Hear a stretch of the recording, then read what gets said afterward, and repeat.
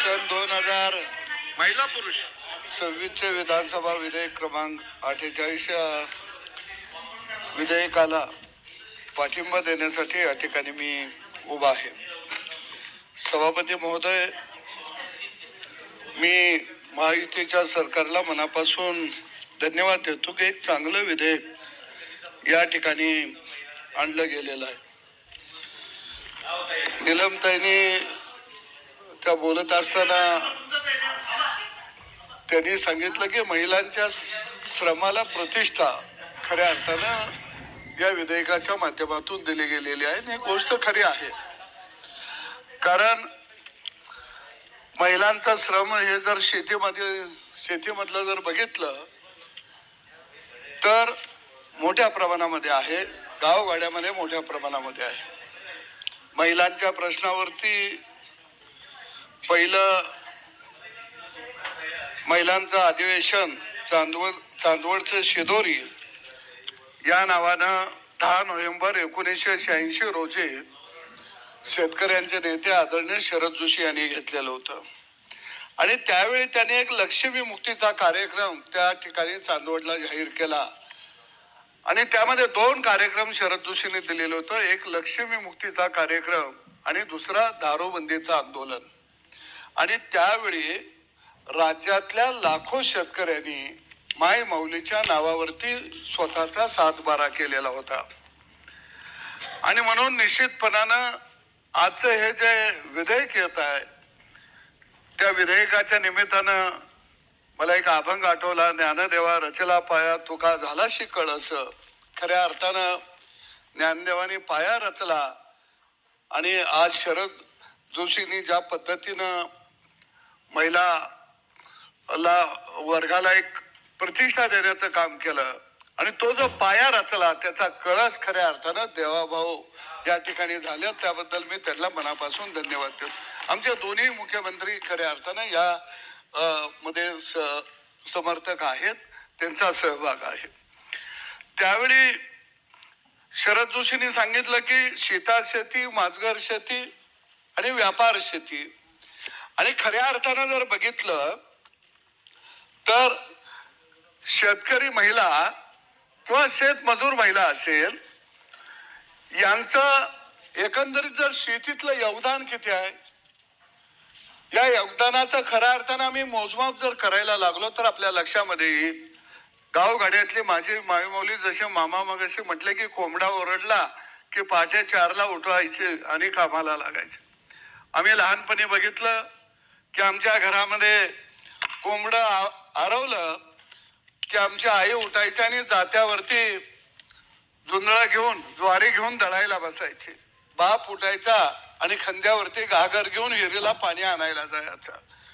सगळं घरादारातलं तो पाणी भरायचा, जनावरांच्या गोठ्यातलं पाणी भरायचा. माझी माय मात्र ओव्याच्या भोवतीनं त्या जात्याला फिरवत राहायची आणि घाम गाळून तिथं पीठ पाडायची आणि त्या पिठाची भाकर आमच्या मुखामध्ये यायची. दळण झालं, घरातलं झाडलोट व्हायचं.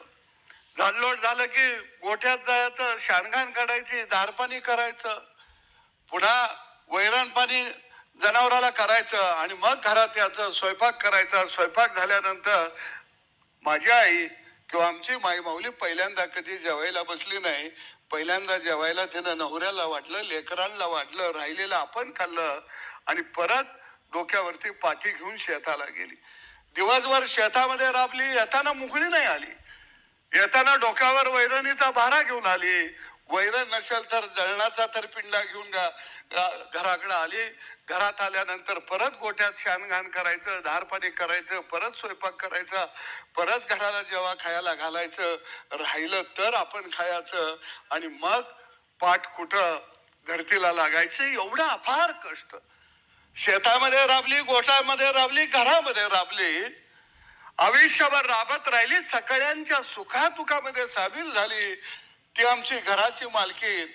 आज खऱ्या अर्थानं तिला आम्ही शेतकरी म्हणून सन्मान देत आहोत. कारण एका बाजूला डॉक्टरच्या बायकोला आपण पदवी नसली तरी तिला डॉक्टरीन म्हणतो, मास्तरच्या बायकोला आपण मास्तरीन म्हणतो. पण शेतकऱ्याच्या बायकोला कधी कुणी शेतकरी म्हणली नाही. ते म्हणण्याचं काम खऱ्या अर्थानं या विधेयकाच्या माध्यमातून आज होत आहे. किमान एवढा तरी सन्मान आम्हाला मिळाला. कारण शेतकऱ्याच्या घरामध्ये, शेतमजुराच्या घरामध्ये 18-20 दारिद्र्य आणि त्या दारिद्र्याशी संघर्ष घरातली मायमाऊली सभापती महोदय करतात. त्याच्याहून तिच्या लेकीचं तर दुःख अजून वेगळं आहे. मी ग्रामीण भागामध्ये बघितलं की ग्रामीण भागामध्ये ज्यावेळी शेतकऱ्याच्या मुलीचं, शेतमजुराच्या लेकीचं ज्यावेळी लग्न होतं त्यावेळी ती हंबरडा फोडत असते. आणि ज्यावेळी धनिकांच्या मुलीचं, श्रीमंताच्या मुलींचं लग्न होतं त्यावेळी त्या हसत मुखानं टाटा बाय बाय करत जातात. पण आमची गावगाड्यातली लेक मात्र अक्षदा डोक्यावर पडल्यावर प्रत्येकाला मिठी मारते आणि हंबरडा फोडते. हे दुःख, हे दारिद्र्य, हे तिनं बघितलं, तिच्या वाट्याला आलं, पण तिला कधी सन्मान मिळाला नाही. अगदी एक गोष्ट मला आठवली. ज्यावेळी 1982 झाली, माझ्या बहिणीचं लग्न ठरलं. कमी वयामध्ये बच्चू भाऊ लग्न ठरलं. त्यावेळी 16-17 वर्षामध्येच लग्न करत होते. आणि लग्न झाल्यानंतर संध्याकाळी त्यावेळी आम्ही शेतामध्ये राहत होतो आणि रॉकेलचा टेंबा घरामध्ये होता, दिवा. आणि त्या लुकलुक त्या दिव्यामध्ये सायंकाळी ज्यावेळी साखरपुडा याद्या झाल्या, पाहुणे गेले आणि त्यावेळी आई आणि माझी बहीण एका गोधड्यामध्ये विसवली. मी लांबून बघितलं. त्यावेळी माझी बहीण आणि माझी आई एकमेकीला बोलत होती. बहिणीच्या केसातनं आईचा हात फिरताना आई माझ्या बहिणीला सांगत होती, अगं लेकी, आता तुला दुसऱ्याच्या चुलीला जळायला जायचं आहे, पण लेकी ध्यानात ठेव की तू तिथं गेल्यानंतर सासूला दुखवू नको, सासऱ्याला दुखवू नको, नवऱ्याला दुखवू नको.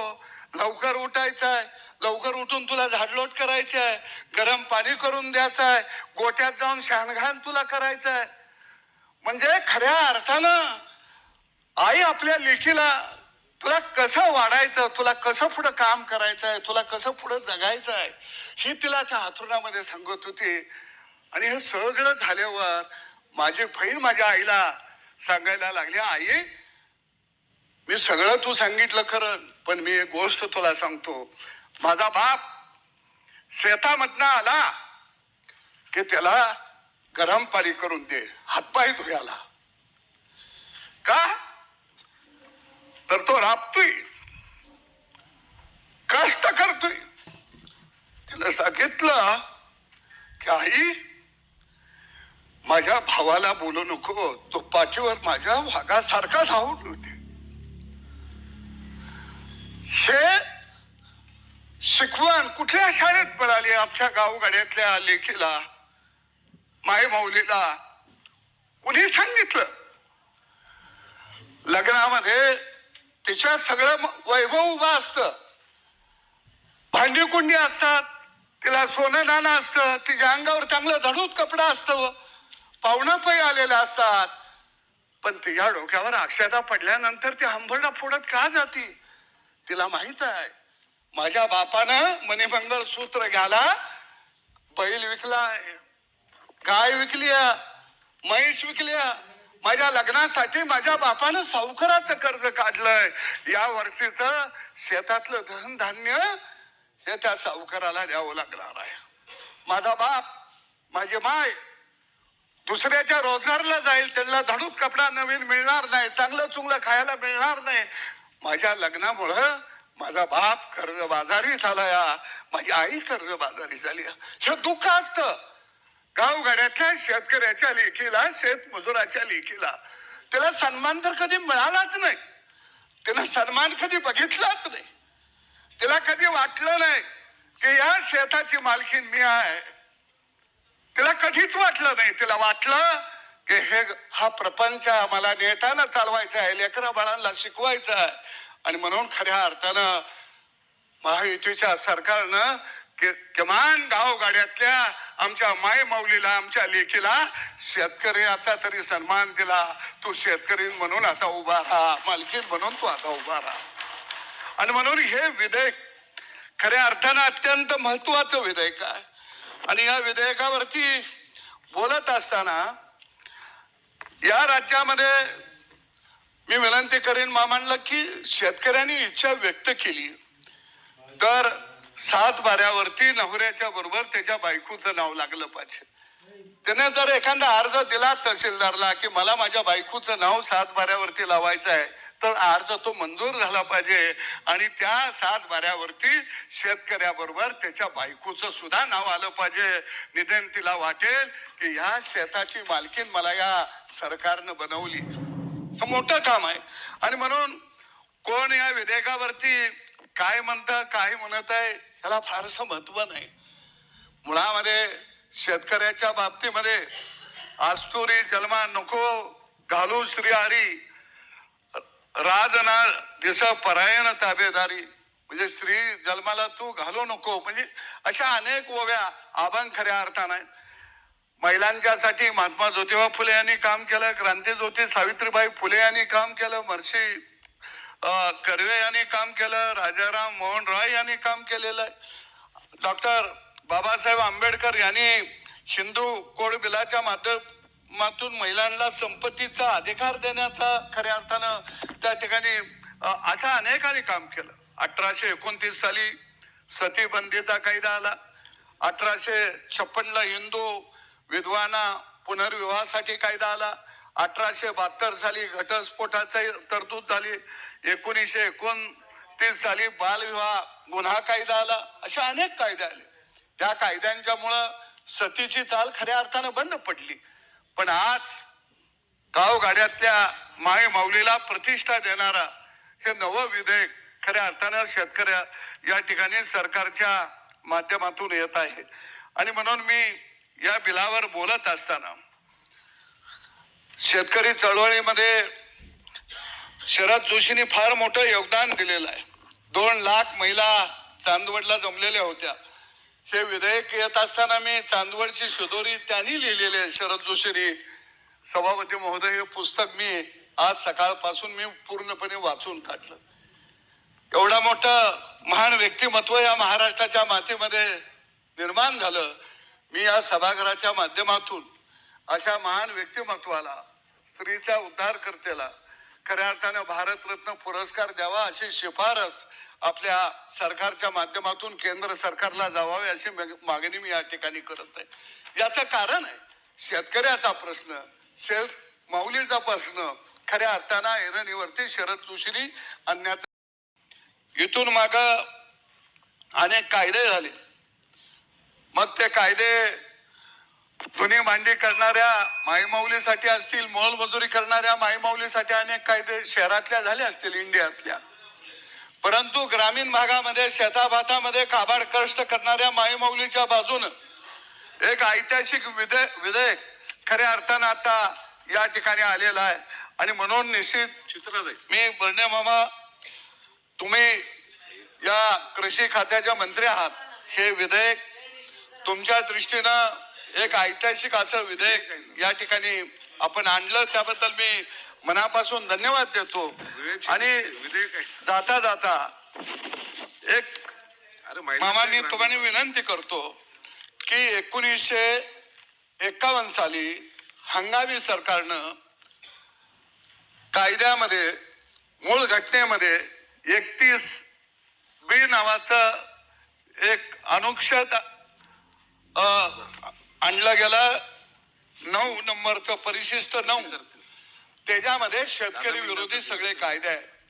राज्य सरकारनं केंद्राला शिफारस करावी अत्यावश्यक वस्तू कायद्यापासून परिशिष्ट 9 मध्ये जे शेतकरी विरोधी कायदे आहेत ते कायदे बाहेर काढावेत.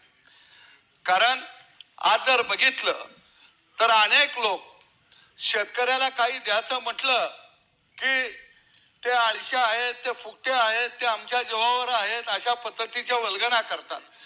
आज तुमच्या लक्षात आलं असेल की शरद जोशींनी 2005 साली मागणी केली की इथॉनॉल ची निर्मिती झाली पाहिजे आणि ते इथॉनॉल धान्यापासून होऊ शकतं. पण काय भांडगुळ आज आपल्याला दिसतंय की अरबस्तान मध्ये इतर देशामध्ये पेट्रोल जन पदार्थ जमिनीत आहेत, डिझेल पेट्रोल जमिनीत आहे पण शरद जोशींनी सांगितलं डिझेल पेट्रोल जमिनीच्या वर हे भारतामध्ये आहे आणि ते मक्यामध्ये आहे, ते धानामध्ये आहे, ते ऊसामध्ये आहे. तुम्ही आयात करू नका, परकीय चलन वाचवा. आणि इथेनॉलचा वापर जर ब्राझील 1947 साली करतोय तर आपण का करत नाही? आणि आज इथेनॉल 20% डिझेल पेट्रोल मध्ये अभिजित वापरायला आपण सुरुवात केली. तोपर्यंत काय ऐतखाऊ भांडगुळ या इथेनॉल मुळे आमच्या गाड्यांचं मायलेज कमी आहे, अवरेज कमी होत आहे. हे इथेनॉल पेट्रोल मध्ये मिक्स करायचं बंद करा. ही कोण भांडगुळ आहेत? ही भांडगुळ आहेत परकीय पैशावरती जगणारी, पेट्रोल कंपन्यांच्या जीवावरती जगणारी. ही भांडगुळ शेतकऱ्याच्या अन्नामध्ये माती कालवायला लागलेल्या आहेत. आणि म्हणून या विधेयकाच्या माध्यमातून या भांडवलांना मी सांगतो की आता गावगाड्यातली माझी लेक, माझी माय माऊली आता ती शेतकरी म्हणून सन्मानानं उभा राहते. आणि तुम्ही जर इथेनॉलवर जर बंदी आणायला गेला तर तुम्हाला आम्ही सडकून काढल्याशिवाय राहणार नाही, हे निश्चितपणानं ध्यानात ठेवा. आणि म्हणून एकच कविता, जी कविता शरद जोशींनी 1986च्या महिला अधिवेशन मध्ये वापर घेतलेली होती. आणि ती कविता आहे, किसानाच्या बाया आम्ही, शेतकरी बाया नाही, आम्ही राहणार आता दिनवाणी गाया. सरकारला सांगू आम्ही, सावकारला सांगू आम्ही, पोरा बाळा हवे आमच्या पोटभर खाया. आजवर खाल्ल्याला आता करू वर माता, लुटारूंची दुनिया आता पडेल आमच्या पाया. उन्हाने शेतात मेलो, भुकेनं घरात मेलो, क्रांती करू आता आम्ही मिळून थोडी छाया. अडाणी न राहू कोणी साऱ्या, आम्ही हो ज्ञानी, ज्ञान हवे जरी हवी दिनी दशा जाया. कडेवर घेऊन मुलं क्रांतीमध्ये सामील होऊ, लाठी खाऊ गोळी खाऊ मिळवू आता न्याया. किसानाच्या बाया आम्ही आता, शेतकरी बाया नाही, आम्ही राहणार आता दिनवाणी गाया. धन्यवाद. चित्राताई. धन्यवाद सभापती महोदय.